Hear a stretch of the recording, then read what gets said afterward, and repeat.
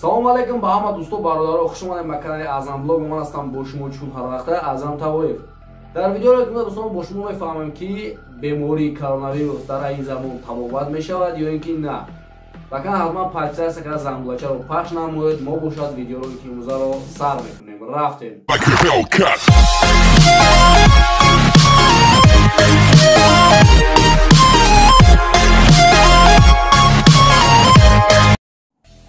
тамоми дунё то ҳоло дар хатар аст аз сабаби коронавирус.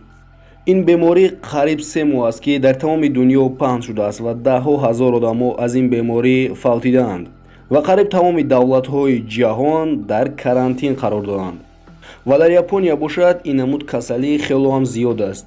чиле ки дар кинои ужас бародаро вампир як одамам мегазад ҳамон хел касалӣ паҳн мешавад, ин коронавирус аз ин ҳам дида тезтар паҳн шуда истодааст. ва оё ин беморӣ табобатшаванда аст ё ин ки на? Ва духтурон антивируси ин бемориро ёфтанд?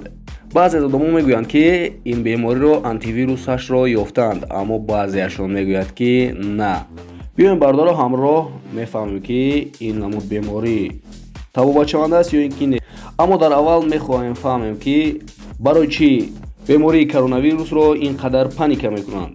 барои он ки ин намуди беморӣ хело ҳам зуд паҳн мешавад ва шахсе ки бемории коронавирус аст, ӯ метавонад дар як муддати кӯтоҳ худашро ба мисли одами солим гумон кунад, аммо дар ин вақт ӯ метавонад чандин одамҳои дигарро бемор кунад. дар вақте ки ин беморӣ худашро маълум мекунад дар бадани инсон, аммо дар ин вақт дер мешавад ва табибон дар айни замон кӯшиш доранд ки бе баромадани ягон намуд захм аз ин беморӣ, шахсе ки гирифтори бемории коронавирус аст, онро дар ҳамон якумин рӯзе ки ба ин беморӣ гирифтор шудааст, онро фаҳманд ва зуд ба беморхона баранд ки ба дигар одамҳо ин беморӣ нагузарад. ва шахсоне ки бемории коронавирус шуданд, онҳоро ба ҷойҳои аделна бурда мемонанд. ва олимон мегӯянд ки ин беморӣ аз тарафи одамҳо сохта нашудааст ва ин аз паррандаҳо ба мо омадааст. ҳоло ҳамаи олимо против ҳамин беморӣ зада истоданд ки антивирусашро ёбанд. ва мо бояд ки якҷоя кор кунем ки ин бемориро нагузорем ки ба мо гузарад. ва саломатии ҳар як шахс дар дасти худаш аст. ва дар яке аз ширкатҳои бузурги CPI тамом миллиардерҳои ҷаҳон пулҳои худро мепартоянд ки ин бемориро табобат кунанд. ва гӯё ки дӯстон формулаи ин антивирусро сохтанд, аммо худи ваксина бошад то ҳоло сохта нашудааст. ва бисёре аз олимон мегӯянд ки ин дору бояд ки дар муддати 1 сол тайёр шавад. духтурон ваксинаро месозанд, аммо мебинанд ки ин кор намекунад ва садҳо ваксинаҳое ки ба кор намеоянд, онҳоро ба партово мепардоянд. ва ба ҳамаи ин чӣ хеле ки мо медонем, маблағ лозим аст. бе маблағ ягон чиз намешавад.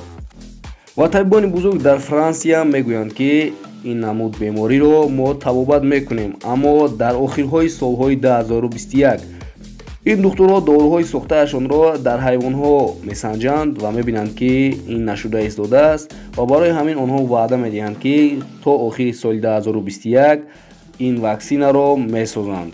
аммо духтурҳо мегӯянд ки шумо боэҳтиёт бошед, чунки ин намуди беморӣ метавонад худашро ба мисли грипп ё ин ки дигар намуди касалиҳо маълум кунад ва ин беморӣ хело ҳам бемории хатарнок аст. чиле ки мо медонем, ҷумҳуриҳои дигар ба мисли ҷумҳурии Китай ё ин ки Франсия он қадар пурқувват нестанд. дар ҳоли ҳозир дар Франсия ва Китай ваксинаи ин намуд бемориро сохта истоданд, аммо то ҳоле ки ин ваксинаро месозанд, дар дигар давлатҳо садҳо одамон мемиранд. ва дӯстон, табибон дар хабарҳои худ мегӯянд ки мо ин доруро бояд ки то соли 2021 созем. ва тавсияи мо ба шумо ин аст дӯстон, ки бисёр мебинем ки дар дигар каналҳо реклама мешавад ки ин ҳамун дору антивирус против ки коронавирус аст. ва шумо ба ин бовар накунед. иммунитети худро пурқувват кунед ва худатонро нигоҳ кунед, чунки саломатӣ барои ҳар яки мо инсонҳо дар ҷои аввал меистад. ва бо ҳамин видеоролик ки имрӯза ба анҷом расид дӯстон, боварӣ дорам ки видеоролик ба шумо ҳатман писанд омад. ба канал подписатсия карда зангулачаро пахш намоед, то ки аз баромади видеои ояндаи мо бохабар бошед. хайр дӯстон, то видеои оянда дар паноҳи Аллоҳ бошед.